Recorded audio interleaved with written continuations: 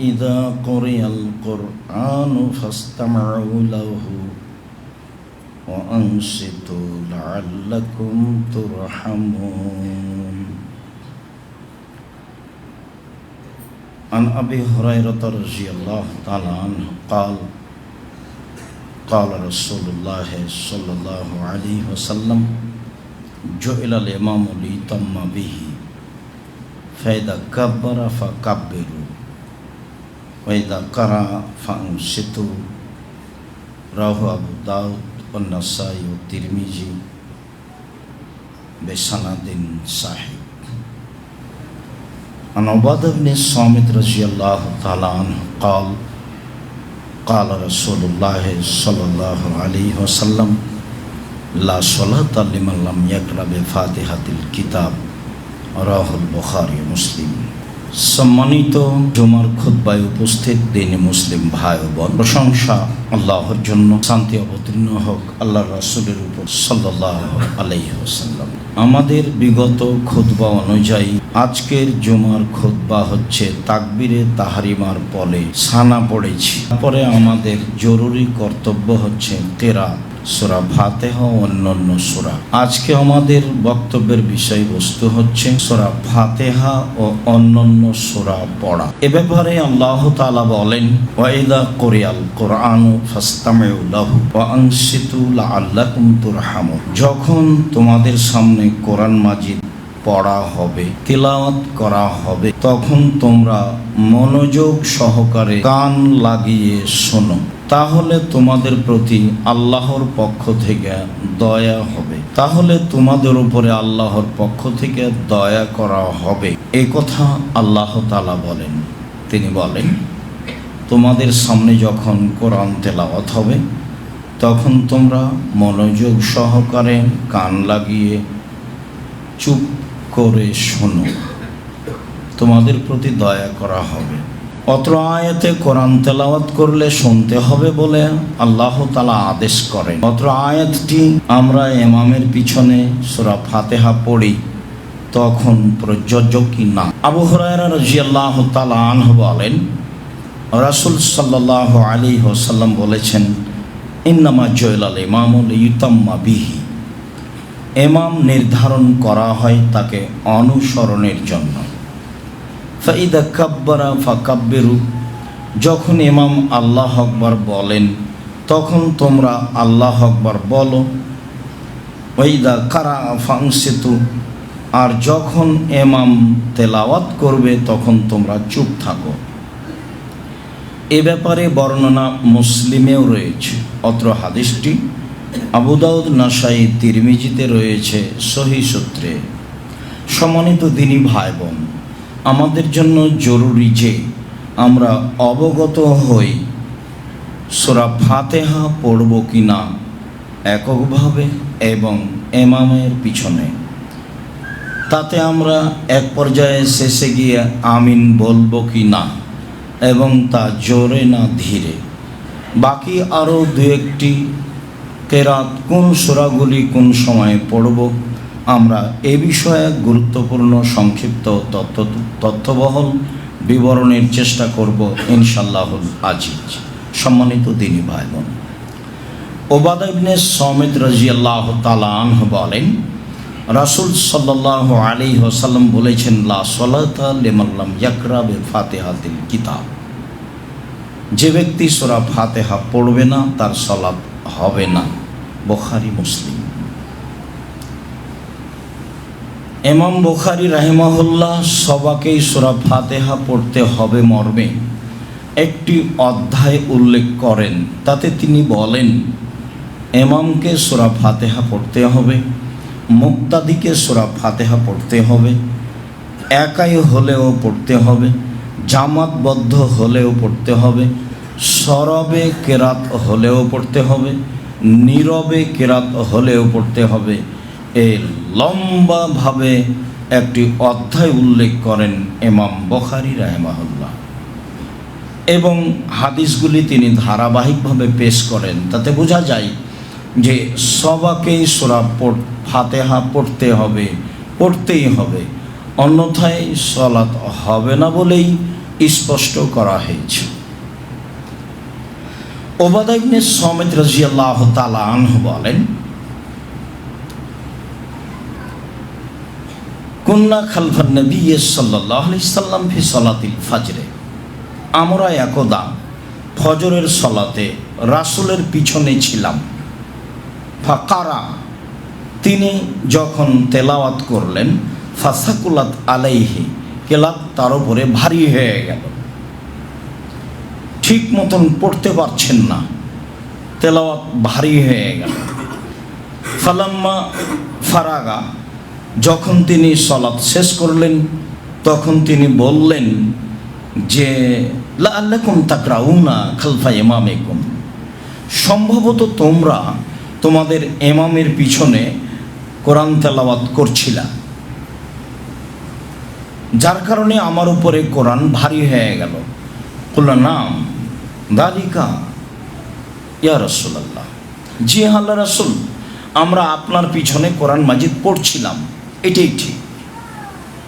তখন আল্লাহ রাসূল বলছেন, লাম তাফআলু, আল্লাহ তাফআলু, কখনো এটা করব না, ইল্লা বিফাতিহাতিল কিতাব, তবে সূরা ফাতিহা, অফি রিওয়ায়াতিন ইল্লা বিউম্মিল কোরআন, তবে উম্মুল কোরআন, কোরআনের মা যেটা, তবে কোরআনের মূল যেটা।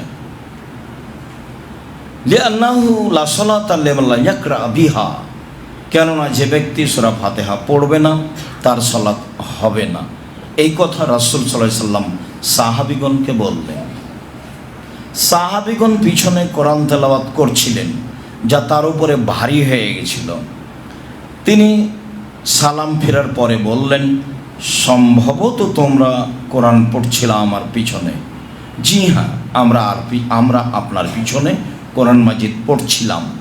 তখন আল্লাহ রাসূল বললেন, না, তোমরা আমার পিছনে কোরআন পড়ো না যখন আমি পড়ি, তবে সূরা ফাতিহা। কেন? সূরা ফাতিহা ছাড়া সালাত হবে না। অত্র হাদিসও প্রমাণ করে যে সূরা ফাতিহা পড়তে হবে। উবাদা ইবনে সামিত রাদিয়াল্লাহু তাআলা আনহু বলেন, সাল্লাবিনা রাসূলুল্লাহ সাল্লাল্লাহু আলাইহি সাল্লাম বা'দা সালাত আল্লাতী ইজহারু ফিহা বিল কিরাত। একদা রাসূল সাল্লাল্লাহু আলাইহি সাল্লাম আমাদেরকে সালাত আদায় করালেন, তবে সালাতটি ওই সালাত ছিল যে সালাতে সরবে কেরাত করা হয়, জোরে কেরাত করা হয়। তাতে তিনি বললেন, লা ইয়াকরান্না আহাদুকুম মিনকুম আহাদুম মিনকুম ইজা জাহারতু বিল কিরাতে, শোনো, আমি যখন সরবে কেরাত করব তখন তোমরা কেউ কিছু পড়ো না, ইল্লা বিফাতিহাতিল কিতাব, তবে সূরা ফাতিহা। কেন? লা সালাতা লিমান লাম ইয়াকরা বিফাতিহাতিল কিতাব, যে সূরা ফাতিহা পড়ে না তার সালাত হবে না। উবাদা ইবনে সামিত রাদিয়াল্লাহু তাআলা আনহু বলেন, আমরা একদা রাসূলের সাথে সালাত আদায় করছিলাম। সেই সালাত ছিল যেই সালাতে রয়েছে সরবে কেরাত, জোরে কেরাত। তিনি বললেন, তোমরা অবশ্যই আমার পিছনে কোরআন তেলাওয়াত করবা না যখন আমি সরবে তেলাওয়াত করব, তবে সূরা ফাতিহা। কেন?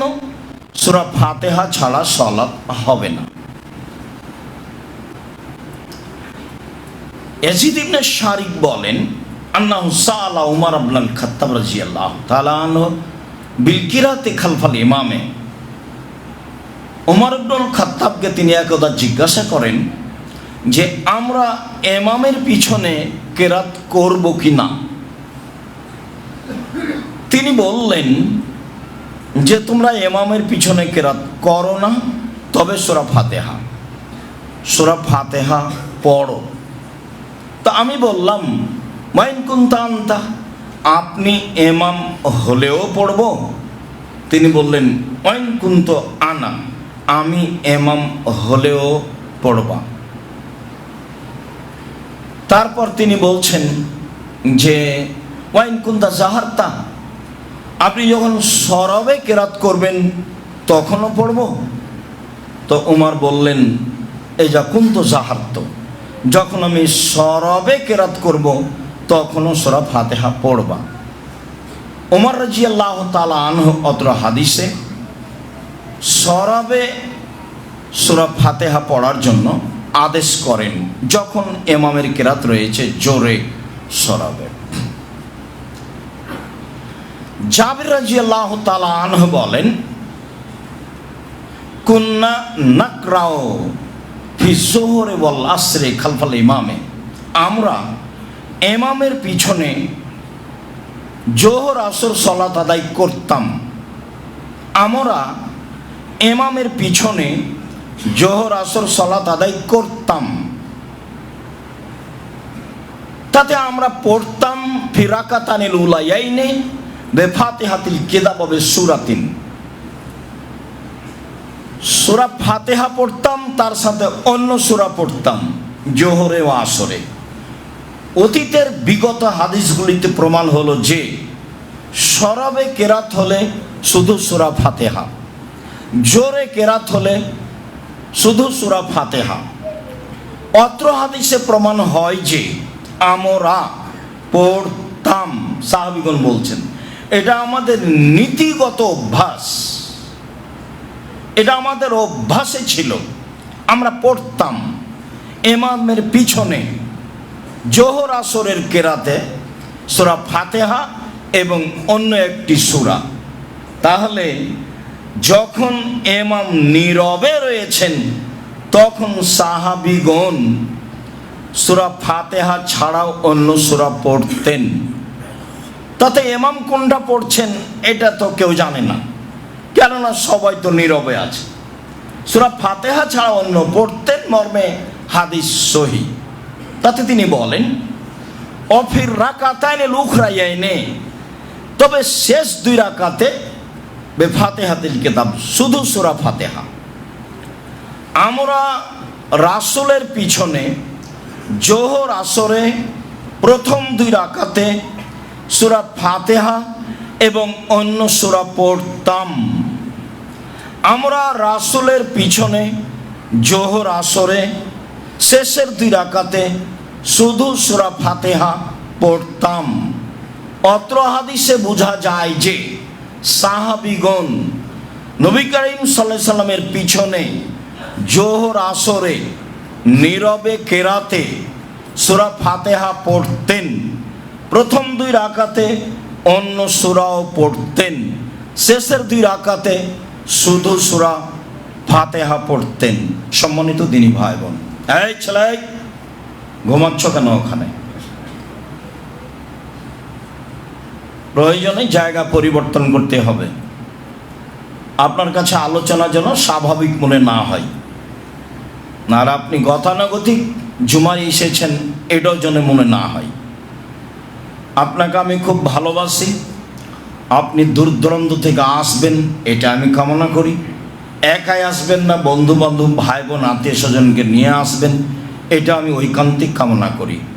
আমি আপনার জন্য এসেছি, আপনার আমি কিছু না কিছু উপকার করবই করব ইনশাল্লাহ। এবং যেটা চূড়ান্ত সঠিক মানুষ হিসাবে আমি সেটুকুই করার চেষ্টা করব। মানুষ ভুলের ঊর্ধ্বে নয়, তবে একাধিকবার তদন্ত করেই বলি। আবু হুরায়রা রাদিয়াল্লাহু তাআলা আনহু বলেন, রাসূল সাল্লাল্লাহু আলাইহি সাল্লাম বলেছেন, মান সাল্লা সালাতান লাম ইয়াকরা ফিহা বিউম্মিল কোরআন আও বিফাতিহাতিল কিতাব, যে ব্যক্তি কোনো সালাত আদায় করলো সূরা ফাতিহা পড়লো না, ফাহুয়া খেদাজুন, তা অসম্পূর্ণ, তা অসম্পূর্ণ, তা অসম্পূর্ণ, গায়রু তামামিন, তা পূর্ণ নয়, তা পূর্ণ নয়। সূরা ফাতিহা না পড়লে সালাত অসম্পূর্ণ, তা পূর্ণ নয়। তিনি বলেন, সামিতু রাসূলুল্লাহ সাল্লাল্লাহু আলাইহি সাল্লাম, তিনি বলেন, যারা পিছনে ছিলেন তারা বললেন, ইন্না কুন্না নারা আমরা তো তোমার পিছনে থাকি আবু হুরায়রা, তো আমরা পড়বো তোমার পিছনে। তখন আবু হুরায়রা রাদিয়াল্লাহু আনহু বললেন, ইকরা ফি নাফসিক, মনে মনে পড়ো। আমি যখন সরাবে কেরাত করব তখন তোমরা মনে মনে সূরা ফাতিহা পড়ো। সরাবে কেরাত হলেও সূরা ফাতিহা নীরবে, আর নীরবে কেরাত হলেও সূরা ফাতিহা নীরবে। তো যখন আবু হুরায়রা রাদিয়াল্লাহু আনহু বললেন সূরা ফাতিহা ছাড়া সালাত হবে না, তখন সাহাবীগণ বললেন, আবু হুরায়রা, আমরা তো তোমার পিছনে থাকি, তো তুমি তো সরবে কেরাত করছো, তবুও কি করব? তখন আবু হুরায়রা রাদিয়াল্লাহু আনহু, ইকরা ফি নাফসিক, ইকরা বিহা ফি নাফসিক, হ্যাঁ মনে মনে পড়ো। কেন? ফাইনি সামিতু রাসূলুল্লাহ সাল্লাল্লাহু আলাইহি ওয়াসাল্লাম ইয়াকুল ক্বালা আল্লাহু তাআলা, আমি আল্লাহ রাসূলকে বলতে শুনেছি, আল্লাহ রাসূল বলেন যে আল্লাহ তাআলা বলেন, আল্লাহ তাআলা বলেন, কাসামতু সলাতা বাইনি ওয়া বাইনাল আবদি নিসফাইনে, সলাতকে আমার মাঝে আর আমার বান্দার মাঝে অর্ধি করে ভাগ করে দিয়েছি। অর্ধেক আমার আর অর্ধেক আমার দাস দাসীর, সলাতকে আমি ভাগ করে দিয়েছি। সূরা ফাতিহাকে আমি ভাগ করে দিয়েছি, অর্ধেক আমার জন্য আর অর্ধেক আমার দাস দাসীর জন্য। ওয়ালাহু মা শাআল্লাহ, আমার দাস দাসী যা বলবে সেটা তার জন্য, ও যেটা বলবে সেটা তার জন্য। আমারটা যা হলো হলো, তবে ও যেটা চাইবে সেটা আমি তাকে দিয়ে দেব। তাহলে এবার শুরু হোক। আল্লাহ তাআলা বলেন, কাল আল্লাহ তাআলা ওয়া ইদা কালাল আবদু আলহামদুলিল্লাহি রাব্বিল আলামিন, সূরা ফাতিহা শুরু হলো। যখন কোনো দাস দাসী বলে আলহামদুলিল্লাহি রাব্বিল আলামিন, বিশ্বজগতের প্রতিপালকের প্রশংসা, কাল আল্লাহ তাআলা হামিদানি আবদি, আমার দাস দাসী আমার প্রশংসা করলো। এখন চলছে আল্লাহ। যখন কোনো মানুষ বলে আলহামদুলিল্লাহি রাব্বিল আলামিন, তখন আল্লাহ তাআলা বলেন, আমার বান্দা আমার দাস দাসী আমার প্রশংসা করলো। ভালো কথা। ওয়াইজা কারা আর রহমানির রাহিম, কাল আল্লাহ তাআলা, যখন বান্দা পড়ে আর রহমানির রাহিম, পরম দাতা দয়ালু আল্লাহ, তখন আল্লাহ তাআলা বলেন, আসনা আলাইয়া আবদি, আমার দাস দাসী আমার প্রশংসা করেছে যথাযথভাবে। আমি তো রহমান, আমি তো রাহিম, আমার দাস দাসী আমার প্রশংসা করেছে যথাযথভাবে। ওয়াইদা কালাল আবদু মালিকি ইয়াউমিদ্দিন, আর যখন দাস দাসী বলে মালিকি ইয়াউমিদ্দিন, তিনি হচ্ছেন বিচার দিনের মালিক, কাল আল্লাহ তাআলা মাজ্জাদানি আবদি, তখন আল্লাহ তাআলা বলেন, আমার দাস দাসী যথাযথভাবে আমি যোগ্য বলে ঘোষণা দিয়েছে, আমি সত্য সত্যই বিচারের দিনের মালিক। সেদিন কোনো মানুষের কোনো উপকার করতে পারবে না, একাচ্ছত্র মালিকানা আমার থাকবে। মাজ্জাদানি আবদি, সত্য সত্যই আমি সর্বশক্তিমান প্রশংসা সহকারে আমার দাস দাসী ঘোষণা দিয়েছে।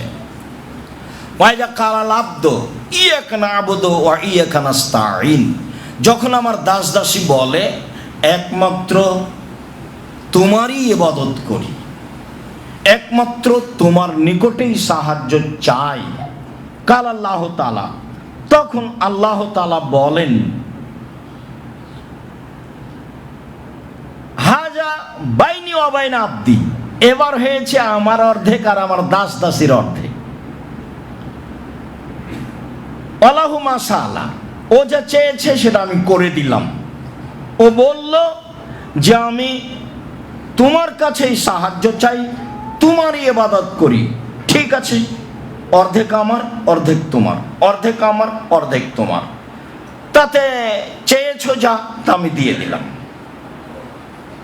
ওয়াইদা কালাল আব্দু ইহদিনাস সিরাতাল মুস্তাকিম সিরাতাল্লাযীনা আনআমতা আলাইহিম গায়রিল মাগদুবি আলাইহিম ওয়ালাদ-দাল্লিন।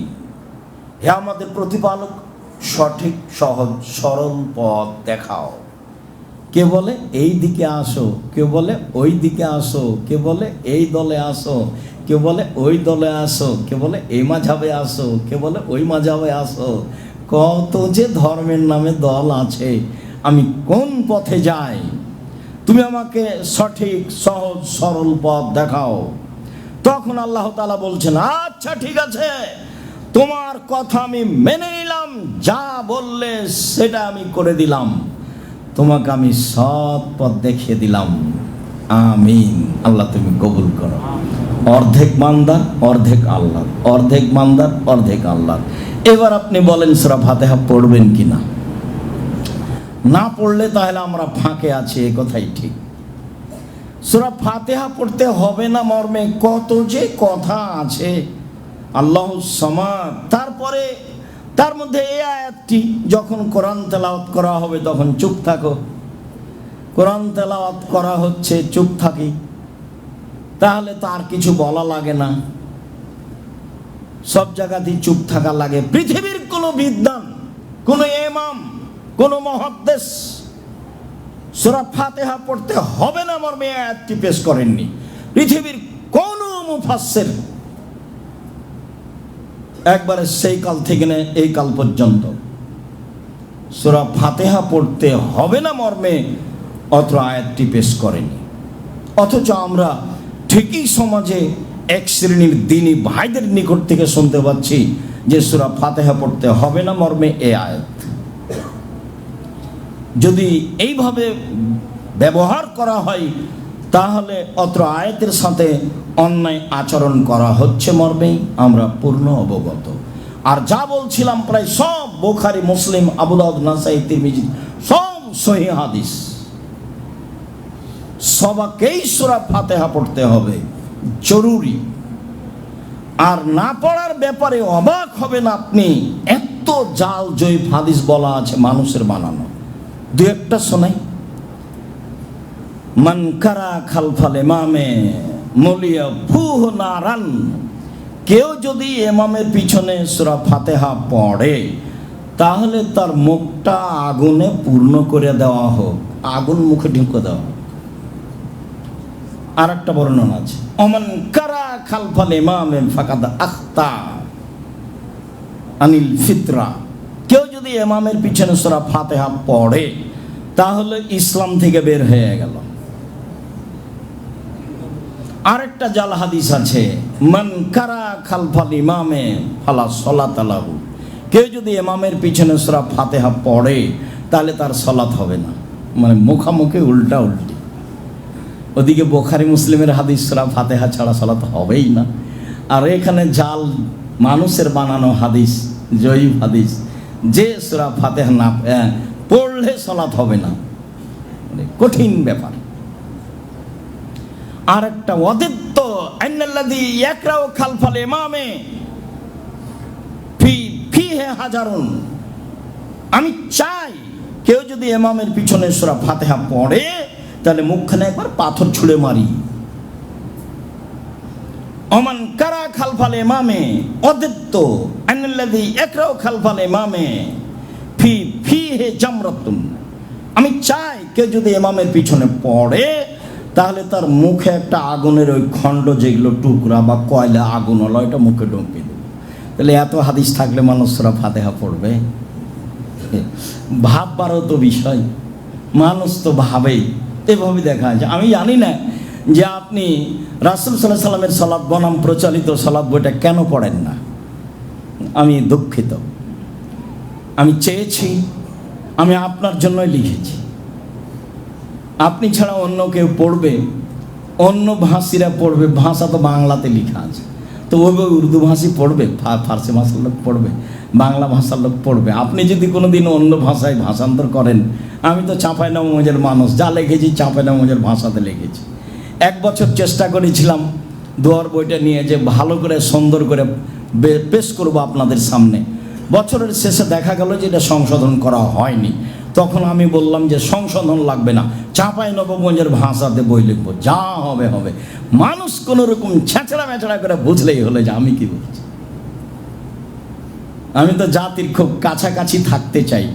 আপনি কোনো সময় দূরে ভাবলে সেটা আপনার সংকীর্ণতা। আমি কোনোদিন আপনাকে দূরে ভাবিনি।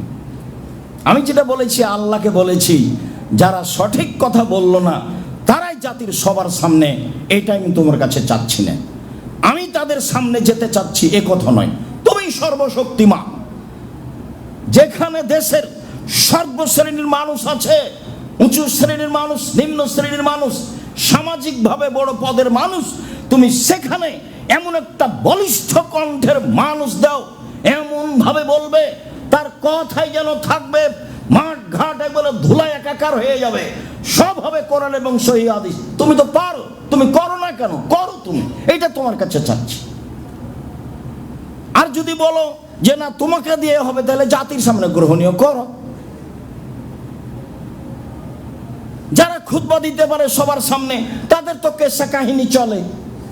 তোকে আমরা জীবনেও কোনোদিন কেসা কাহিনী বললাম না, তবু এমন জায়গা হয় না। তুমি তো পারো, তুমি তো সর্বশক্তিমান। ইন্নাকা আলা কুল্লি শাইইন কাদির। আমি এই অভিযোগ আল্লাহর কাছে করেছি, আপনার কাছে করে কি হবে?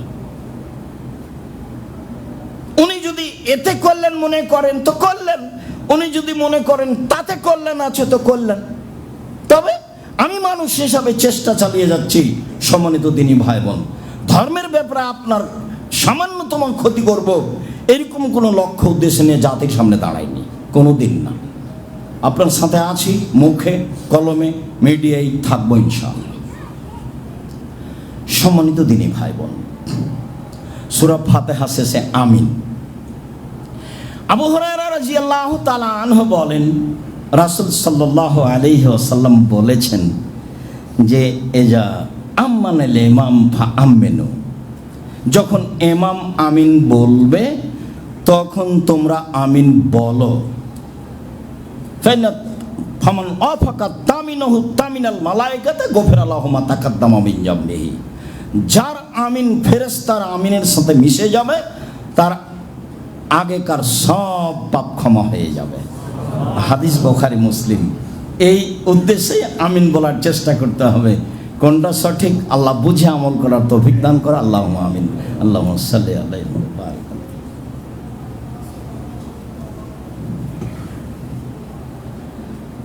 আবু হুরায়রা রাদিয়াল্লাহু তাআলা আনহু বলেন, রাসূল সাল্লাল্লাহু আলাইহি ওয়াসাল্লাম বলেছেন, ইযা কালাল ইমামু গায়রিল মাগযুবি আলাইহিম ওয়ালাদ-দাল্লিন ফাকুলু আমিন। পৃথিবীর মানুষ শুনে রাখো, যখন ইমাম বলবে গায়রিল মাগযুবি আলাইহিম ওয়ালাদ-দাল্লিন, তখন তোমরা আমিন বলো। ফাইন মান ওয়াফাকা কাওলুহু কাওলাল মালায়েকাতে গফিরা লাহু মা তাকাদ্দামা মিন জামবিহি। শোনো,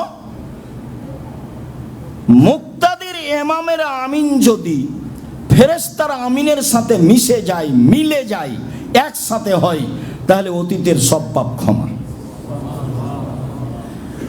আবু হুরায়রা রাদিয়াল্লাহু তাআলা আনহু বলেন, রাসূল সাল্লাল্লাহু আলাইহি ওয়াসাল্লাম বলেছেন, এই যে আম্মানাল ইমামু ফা আমিনু, ইমাম যখন আমিন বলে তোমরা তখন আমিন বলো। ফাইনাল মালায়েকাতা তুআমিনু, ফেরেশতাগণ আমিন বলেন। যাদের ইমাম আমিন ফেরেশতাদের সাথে মিশে যাবে, মিলে যাবে, তাদের সব পাপ ক্ষমা। সব বুখারী মুসলিমের হাদিস। আবু মুসা আশআরী রাদিয়াল্লাহু তাআলা আনহু বলেন, রাসূল সাল্লাল্লাহু আলাইহি ওয়াসাল্লাম বলেছেন, ইযা কুনতুম ইলা সালাত ফাকিমু সুফুফাকুম, যখন তোমরা সালাতে দাঁড়াবা তখন কাতার ভালো করে সোজা করে নাও। ওই যে কাব্বারা ফাকাব্বিরু, যখন ইমাম আল্লাহু আকবার বলবেন তখন তোমরা আল্লাহু আকবার বলো। ওই যে কারা গায়রিল মাগযুবি আলাইহিম ওয়ালাদ-দাল্লিন ফাকুল আমিন, আর যখন ইমাম বলবে গায়রিল মাগযুবি আলাইহিম ওয়ালাদ-দাল্লিন, তখন তোমরা আমিন বলো। ইজুবকুমুল্লাহ, তাহলে যা চেয়েছো আল্লাহ দিয়ে দেবেন। তা আমি তো চেয়েছি অনেক কিছু। আমি বলেছি যে আমাকে সোজা পথ দেখাও, এতে আমার সব আছে। পথ সোজা না হলে তো আকীদা বাতিল। আমি তো চেয়েছি সরল সহজ পথ। অনেক প্রশংসা করেছি, বিশ্বজগতের প্রতিপালকের প্রশংসা। তিনি পরম দাতা দয়ালু, তিনি বিচার দিনের মালিক। আমি তোমারই ইবাদত করি, তোমার নিকটেই সাহায্য চাই। তুমি আমার একটা কথা শোনো, তুমি আমার একটা কথা শোনো, আমাকে সহজ সরল সঠিক পথ দেখাও। সেই পথ দেখাবে যাদের ভালোবেসেছ, ওই পথ দেখায়ও না যাদের খারাপ বেসেছ। নেন, এবার দুটা কথাই আছে। তারা ইহুদি, তারা খ্রিস্টান, যাদের আকীদা নষ্ট, সেই পথ দেখায়ও না। আমিন। দীর্ঘ সময় ধরে যে কথাটা বললাম এটা কবুল করো। তো কেউ যখন আমিন বলে তখন আল্লাহ বলেন ঠিক আছে, গ্রহণ করলাম। ওয়াইল ইবনে হুজর রাদিয়াল্লাহু তাআলা আনহু বলেন, রাসূল সাল্লাল্লাহু আলাইহি সাল্লাম বললেন, মান কারা, যে ব্যক্তি, রাসূল সাল্লাল্লাহু আলাইহি সাল্লাম কারা, আল্লাহ রাসূল বললেন গায়রিল মাগযুবি আলাইহিম ওয়ালাদ-দাল্লিন ওয়া কালা আমিন মাদ্দা বিহা সাওতাহু। আল্লাহ রাসূল গায়রিল মাগযুবি আলাইহিম ওয়ালাদ-দাল্লিন বললেন, তারপর নিজে নিজে আমিন বললেন এবং লম্বা টান দিয়ে আমিন বললেন। মাদ্দা বিহা সাওতাহু, লম্বা টান দিয়ে আমিন বললেন, আমিন টান দিয়ে বললেন। ওয়াইল ইবনে হুজর রাদিয়াল্লাহু তাআলা আনহু বলেন, রাসূল সাল্লাল্লাহু আলাইহি সাল্লাম গায়রিল মাগযুবি আলাইহিম ওয়ালাদ-দাল্লিন বললেন, তারপরে তিনি আমিন বললেন। রাফা বিহা সাওতাহু, একবারে উঁচু কণ্ঠে বললেন আমিন।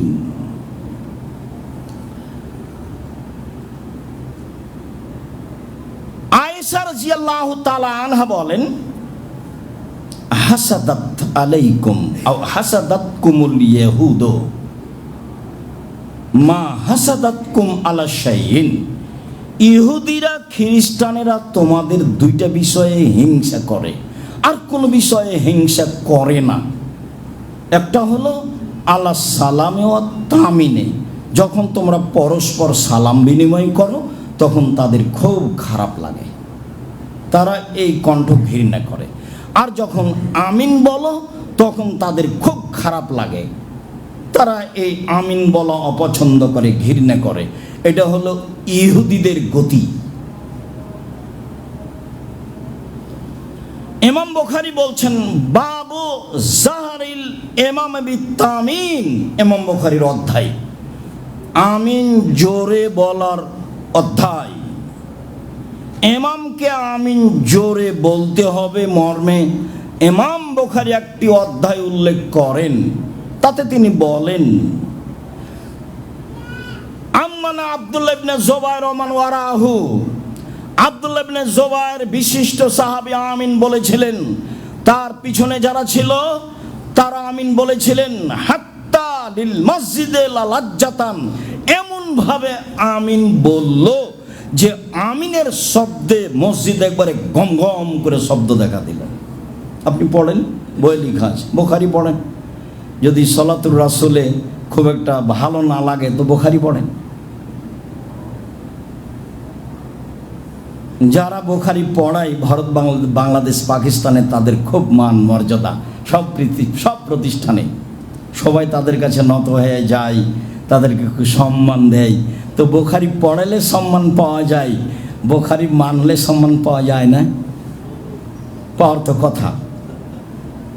ইমাম বুখারী জোরে আমিন বলতে হবে তার বাপ বিষয় উল্লেখ করেছেন এবং বলছেন, সাহাবী থেকে পেশ করে বলছেন যে আমিনের কণ্ঠে মসজিদ গম গম করে শব্দ করে উঠত। সম্মানিত দিনী ভাই বোন, বিষয়টি বিবেচনা করবেন বলে আমি আন্তরিকভাবে আপনাকে অনুরোধ জানাচ্ছি। যদি এটাই সিদ্ধান্ত হয় তাহলে আপনাকে আমিন বলতে হবে জোরে, এ কথাই ঠিক। সুলি হবে না ফাঁসি হবে সেটা পরের কথা। ওয়াইল ইবনে হুজর বলছেন যে কারা গায়রিল মাগযুবি আলাইহিম ওয়ালাদ-দাল্লিন ফাকালা আমিন খাফাজা বিহা সাওতাহু। ওয়াইল ইবনে হুজর গায়রিল মাগযুবি আলাইহিম ওয়ালাদ-দাল্লিন বললেন, আমিন বললেন, কণ্ঠ নিচু ছিল। কণ্ঠ নিচু ছিল এই মর্মে আবু দাউদে একটা, নাসাইতে একটা, তিরমিজিতে একটা, তিনটে হাদিস আছে, তিনটাই জয়ীফ। তাতে নীরবে নয়, চুপে নয়, কণ্ঠ ছিল তো নিচু ছিল। আমিন। একটা কিছু হবে, তবু হাদিস জয়ী। চুপের তো কোনো প্রশ্নই আসে না, নীরবের তো কোনো প্রশ্নই আসে না। তল্লাশি চালান, কেন চালাই না? মাছ দিয়ে ভাত খাই, কাঁটা ফেলে খাই, ঠিকই তো বুদ্ধি আছে, কাঁটা সহ খায় না। একটু ধর্ম মানবো তো একটু বিবেচনা করে মানবো না, এটা কেমন হলো? আল্লাহ তাআলা বলছেন ফাসআলু আহলা যিকরি ইন কুনতুম লা তা'লামুন বিল বায়িনাতি ওয়াজ জুবুর। জানা মানুষের নিকটে জানো প্রমাণ সহকারে। বক্তৃতার জগতই এমন একটা জগৎ যেখানে বিদ্যা লাগে না। আমিও খুব অবাক হই যে আজও একটা হাই স্কুলের হেডমাস্টার ইন্টার পাস না করলে তাকে ঘন্টা পিয়ন হিসাবে নেবে না, অথচ ম্যাট্রিক পাস করা লাগে না, ঘন্টা মারার জন্য লাগে। একটা হুঁশিয়ার ছেলেই তো ঘন্টা মারতে পারবে যে পড়াশোনা জানে না। আর এক গ্লাস পানি নিয়ে যেয়ে দিতে হবে, এই ঘরে ওই ঘরে একটু কাগজ আগিয়ে দিতে হবে, এই তো। তারপরে উনি শিক্ষিত মানুষ ছাড়া নেবেন না। আর বক্তৃতার জগৎ এক অবাক জগৎ, যে যার থুথির জোর সেই বক্তা। জাতির সামনে দাঁড়িয়ে বলছে মানে কি, বলতেই অবাক লাগে শুনে, মনে হচ্ছে এবারে কান ফেটে যাবে, চোখ জুয়ে হয়ে আসবে, নিচু হয়ে আসবে, এত কণ্ঠ। অবাক হবেন, শরীয়ত যা কিছু বিকৃত করা হয়েছে সব আরবি ভাষায় করা হয়েছে। সঠিক বলাও যেমন জটিল, সঠিক মানাও তেমন কঠিন। দীর্ঘ 90 সাল থেকে বলে আসছি, সঠিক বলাও যেমন কঠিন, সঠিক মানাও তেমন কঠিন। সঠিক বলা কঠিন কেন? পুরো শরীয়ত আরবি ভাষায় লেখা আছে। যত জাল হাদিস আছে হাজার হাজার, প্রায় 3 লক্ষ জাল হাদিস আছে। আমার কাছে আছে 10,000-এর বেশি। 90 সাল থেকে বলছি, একদিনে তো দেখতে চাইলেন না। আপনারা এইসব কয়ে আছে, বাসায় আছে, এখানে নিয়ে এসে একসেট রাখবো সময় ইনশাআল্লাহ, যাতে করে আপনারা অন্তত দেখতে পান যে হ্যাঁ এটা হলো জাল হাদিসের কথা। আলবানী রাহিমাহুল্লাহ সিরিয়াল দিয়েছে, আমি তার সুবিধায় সিরিয়ালটা আপনাকে বলি। আপনি আমার দিনী ভাই, আপনি আমার দিনী বোন, সম্মানিত দিনী ভাই বোন। হুব্বুল ওয়াতান মিনাল ঈমান, দেশকে ভালোবাসা ইমানের অঙ্গ, মিথ্যা কথা। উতুলবুল ইলম ওয়ালা কানা বিসসিন, শিক্ষার জন্য চীন যেতে হতো বোঝাও, মিথ্যা কথা। এমন জিকির করো মানুষে দেখে বলবে পাগল, মিথ্যা কথা। আদম আলাইহিস সালাম ভারত থেকে 60,000 বার হজ করতে গেছে, তো 60,000 বছর বয়স লাগবে না? আর কিভাবে তিনি ভারত থেকে গেলেন হজ করতে? কে যে বলছে কি, আল্লাহ সমান। এরই নাম বক্তৃতার জগৎ। বক্তৃতার জগৎ আসলে বিদ্যা লাগে না, যার কারণে বলেছি। আমি বলি না আমার তদন্ত চূড়ান্ত, এই কথা আমি বলিনি। আমি বলেছি আমার তদন্তে শতকরা 95 জন বক্তা মিথ্যুক, আমার তদন্তে শতকরা 98 জন মুফাসসির মিথ্যুক। ধর্মের নামে মিথ্যার আশ্রয় নিয়ে জাতির সামনে দাঁড়াচ্ছে। সম্মানিত দিনী ভাই বোন, একাধিক সহিহ হাদিস দ্বারা প্রমাণিত হয় যে রাসূল সাল্লাল্লাহু আলাইহি সাল্লাম ফজরের সালাতের ফরজ 2 রাকাতে সূরা ইখলাস এবং সূরা কাফিরুন পড়তেন। সূরা কাফিরুন এবং সূরা ইখলাস পড়তেন। সহিহ হাদিস দ্বারা প্রমাণিত হয় যে রাসূল সাল্লাল্লাহু আলাইহি সাল্লাম ফজরের 2 রাকাত সালাতে সূরা ফালাক এবং সূরা নাস পড়তেন। এই দুটোতেই যথেষ্ট, ওই দুটোতেই যথেষ্ট। সহিহ হাদিস দ্বারা প্রমাণিত হয় যে রাসূল সাল্লাল্লাহু আলাইহি সাল্লাম ফজরের 2 রাকাতের 2 রাকাতেই সূরা জিলজাল পড়েছিলেন। প্রথম রাকাতও জিলজাল, পরের রাকাতও জিলজাল। আবু হুরায়রা রাদিয়াল্লাহু তাআলা আনহু বলেন, ইয়াকরাউন নবী সাল্লাল্লাহু আলাইহি সাল্লাম ফিল মাগরিব কিসার আল মুফাসসাল। রাসূল সাল্লাল্লাহু আলাইহি সাল্লাম মাগরিবের সালাতে পড়তেন সূরা বাইয়ানা থেকে নাস পর্যন্ত। মুখস্থ নাই নাকি আপনার? নেই কেন? নেই কেন? 3 মাসের মধ্যে আপনাকে কোরআন পড়া শিখতে হবে, শিখতেই হবে।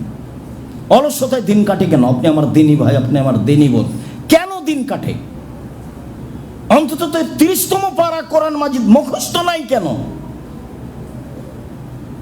মুখস্থ থাকতেই হবে। আপনি বৃদ্ধ মানুষ হলে কি হবে? এই মাঠে থাকতে হবে। দিনের 24 ঘন্টার একটা সময় বের করে মুখস্থ করে রাখতে হবে। সূরা বাইয়িনা, লাম ইয়াকুনিল্লাযীনা কাফারু মিন আহলিল কিতাব ওয়াল মুশরিকিনা মুনফাক্কিনা হাত্তা তাতিয়াহুমুল বাইয়িনা। এখান থেকে নাস পর্যন্ত মাগরিবের সালাতে পড়তেন। এর কম বেশি আছে, তবে এটা স্বাভাবিক নিয়ম।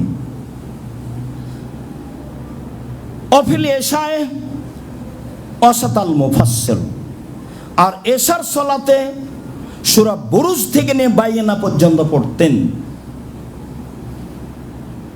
এইটা ওইটা মাঝে মধ্যে এইটা সেটা। অফিল ফাজরে তিওয়ালে মুফাসসাল, ফজরের সালাতে সূরা হুজরাত থেকে নিয়ে বুরুজ পর্যন্ত পড়তেন। তাহলে এতক্ষণ পর্যন্ত বলে আসলাম যে রাসূল সাল্লাল্লাহু আলাইহি সাল্লাম ফজরের 2 রাকাতে সূরা কাফিরুন পড়েছেন 1 রাকাতে, আর সূরা ইখলাস পড়েছেন 1 রাকাতে। তাহলে কোন দিন একবার বললাম যে রাসূল সাল্লাল্লাহু আলাইহি সাল্লাম ফজরের প্রথম রাকাতে পড়েছেন সূরা ফালাক, আর দ্বিতীয় রাকাতে পড়েছেন সূরা নাস। তাহলে কোন দিন একবার বললাম যে রাসূল সাল্লাল্লাহু আলাইহি সাল্লাম পড়েছেন ফজরের 2 রাকাতে জিলজাল। যদিও সাহাবী বলছেন এটা উনি ভুল করেছেন নাকি কি তা আমি বলতে পারছি না, মানে সাহাবী ওটা খুলে নেননি কথা, ওইভাবে আজ পর্যন্ত আছে মানুষের সামনে। ওটাকে সুন্দরভাবে বের করার কোনো পথ মানুষের নেই। তো 2 রাকাতে জিলজাল পড়েছেন, এই পর্যন্ত শেষ, বাকিটুকু আমার বোঝার দরকার নেই। তাহলে কোন দিন, বেশিরভাগ দিনই তিনি লম্বা সূরা পড়তেন ফজরের সালাতে, সূরা হুজরাত থেকে নিয়ে বুরুজ পর্যন্ত। তবে ব্যতিক্রমও করেছেন। একরাউ রাসূলুল্লাহ সাল্লাল্লাহু আলাইহি সাল্লাম ফিল ঈদাইনে ওয়া ফিল জুমআ সাব্বিহ ইসমা রাব্বিকাল আলা ওয়া হাল আতাকা হাদিসুল গাশিয়া। ঈদুল ফিতর, ঈদুল আজহার কেরাতে রাসূল সাল্লাল্লাহু আলাইহি সাল্লাম আগে পড়তেন আলা, পরের রাকাতে পড়তেন গাশিয়া। জুমার সালাতে রাসূল সাল্লাল্লাহু আলাইহি সাল্লাম পড়তেন প্রথম রাকাতে সূরা আলা, দ্বিতীয় রাকাতে সূরা গাশিয়া। এটা হলো স্বাভাবিক গতি। আবু হুরায়রা রাদিয়াল্লাহু তাআলা আনহু বলেন, কানা নবী সাল্লাল্লাহু আলাইহি সাল্লাম ইয়াকরাউ ফিল ফজরে ফি রাকাতিল উলা আলিফ লাম তানজিল সাজদা ইয়াউমাল জুমা। জুমার দিন ফজরের সালাতে প্রথম রাকাতে পড়তেন আলিফ লাম তানজিল সূরা সাজদা, যাতে সিজদা আছে। হঠাৎ করে ইমাম চলে গেছেন সিজদায়, আমরা তো রুকুতে আছি, কি ব্যাপার, ঘটনা কি? জীবনে তো সূরা মুখস্থ নাই, দেখিও নি, পড়িও না, রুজিতে এমনিই হচ্ছে। যারা কিছুই পড়ে না তাদের রুজির অভাব নাই, ব্যাংকের টাকা পয়সা তাদের। তার আমি না হয় অত কিছু করি না। আচ্ছা জান, কারো বিষয় উল্লেখ করে একদিন বাঁচার প্রয়োজন নেই। ইব্রাহিম আলাইহিস সালাম বলেন, সারা তোমাকে যদি বলে এটাকে, আমি বলে তুমি বলে এটা আমার ভাই, আমি তোমার কথা বলে দিয়েছি তুমি আমার বোন, তুমি যদি বলে এটা আমার স্বামী, তাহলে আমরা দুজন বিপদে পড়ে যাব। মনে রেখো সারা, এই মাটির ওপরে মাত্র 2 জন মুসলমান, আমি আর তুমি, সেই হিসাবে ভাই বোনও তো বটে। ইব্রাহিম আলাইহিস সালামের চলে একাই, আর স্ত্রী দিয়ে আমার চলে না? আমি কেন পৃথিবীর 5 জনের দিকে দেখে হতাশা হয়ে যাই? পৃথিবী ডুবে গেল তো তা আমার কি? আমি বাঁচার চেষ্টা করি। ঠেকা থাকলে আলেম ওলামার থাক, সর্বশক্তিমান দেখছেন, উনি যা পারবেন করবেন। আমি আমার নিজেকে বাঁচাই। সারা পৃথিবীতে শুধুমাত্র বলছেন, চিন্তা করো না সারা, মাটির ওপরে 2 জন মুসলমান, আমি আর তুমি। এত বড় মানুষের 2 জন মিলেই চলে, মাটির ওপরে কোনো মুসলমান নেই, আমরা মাত্র 2 জন আছি।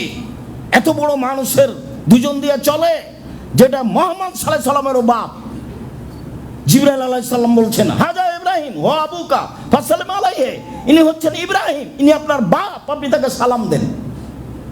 আল্লাহ রাসূল আগিয়ে গিয়ে বলছেন, আসসালামু আলাইকুম ইয়া আবি, হে আমার আব্বা আপনাকে সালাম। একবার হুবাহু এইভাবে বলছেন ইব্রাহিম আলাইহিস সালামকে, আব্বা আপনাকে সালাম।